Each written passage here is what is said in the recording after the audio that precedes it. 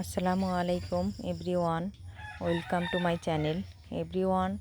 এখন তো কাঁঠালের সময়, তো কাঁঠাল ফুরিয়ে যাওয়ার পূর্বে আমি তৈরি করে নিচ্ছি কাঁঠালের বিচির কাবাব। খেতে দারুণ সুস্বাদু।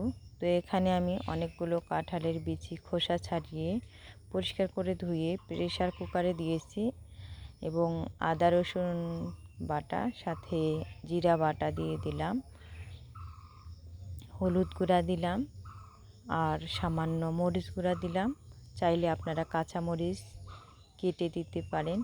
আর এখানে আমি প্রেসার কুকারে সিদ্ধ করে নিচ্ছি। আপনারা চাইলে অন্য যে কোনো পাতিলে সিদ্ধ করে নিতে পারেন।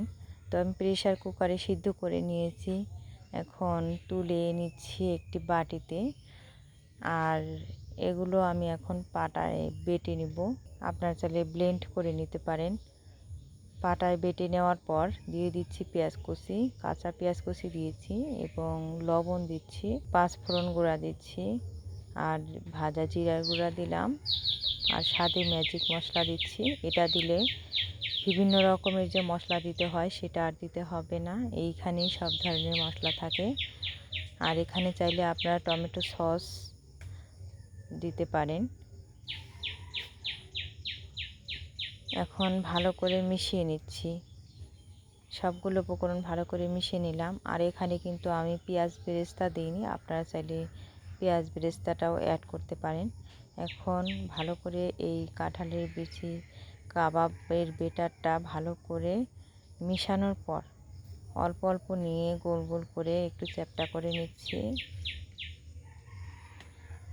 এখন জালি কাবাব, কাঁঠালের বিচির জালি কাবাব তৈরি করার জন্য একটি ডিম নিয়েছি আর সামান্য লবণ দিয়ে ভালো করে মিশিয়ে নিলাম।